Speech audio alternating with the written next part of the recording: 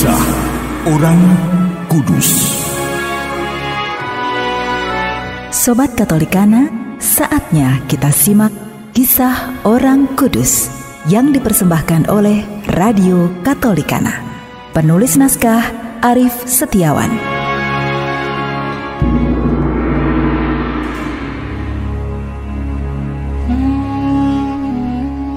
Saudara-saudari, hari ini kita akan mendengarkan kisah mengenai Flavianus, uskup dan martir.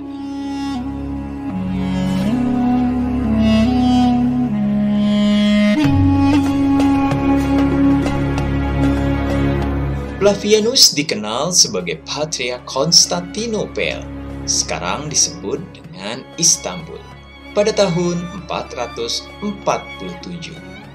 Ia memimpin gereja selama 2 tahun yang syarat dengan banyak masalah.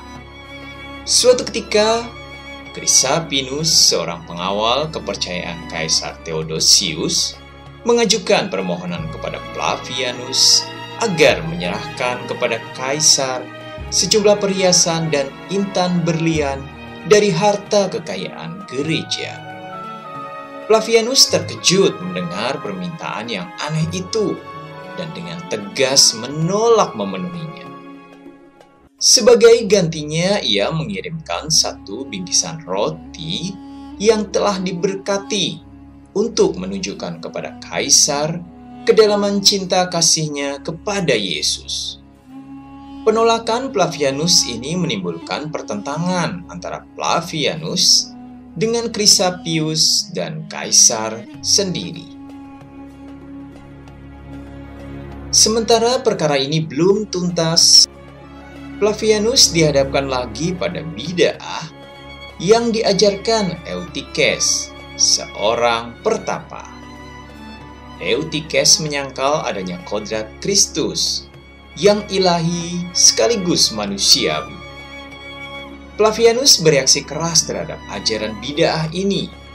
Ia segera mengundang 1 sinode di Konstantinopel pada tahun 448 untuk mengekskomunikasikan Eutyches. Sri Paus Santo Leo pertama mendukung Flavianus dengan mengirimkan sepucuk surat dogmatik yang berisi penjelasan tentang kodrat Kristus yang sungguh-sungguh Allah dan sungguh-sungguh manusia, seperti yang diwariskan oleh para rasul. Pada tahun yang sama pula, Dioscorus, Patriark Alexandria, memimpin sebuah sinode tandingan untuk membela Eutyches dan menghukum Flavianus. Karena Flavianus dengan keras menentang sinode gelap itu, ia diserang dan disiksa dengan kejam, lalu dibuang hingga kematiannya. Jenazahnya dimakamkan di Konstantinopel oleh Kaisar pengganti Theodosius, sedangkan Chrysappinus dihukum mati oleh Kaisar baru itu karena ia sering menyalahgunakan kuasanya untuk menindas gereja.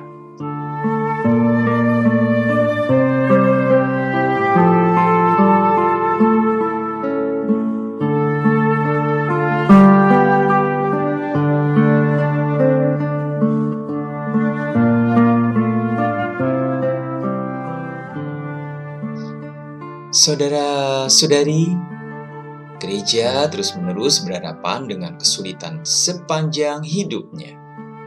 Dunia kebaikan terus ditentang oleh dunia kejahatan.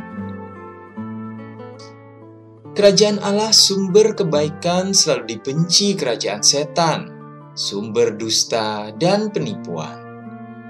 Santo Paulus menyebutkan beberapa perbuatan yang berasal dari dunia kejahatan: percabulan, kecemaran, hawa nafsu, penyembahan berhala, sihir, perseteruan, perselisihan, iri hati, amarah, kepentingan diri sendiri, percideraan, roh pemecah, kedengkian, kemabukan, pesta pora, dan sebagainya.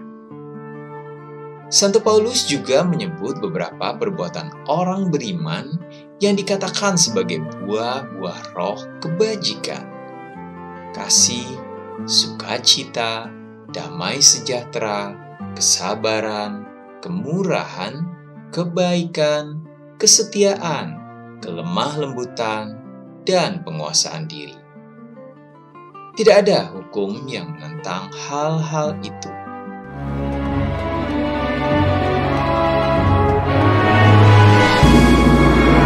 Demikian kisah orang kudus hari ini. Kisah orang kudus dapat Anda simak di Radio Katolikana setiap hari pukul 12 waktu Indonesia Barat dan pukul 19 waktu Indonesia Barat. Sampai jumpa di kisah orang kudus selanjutnya.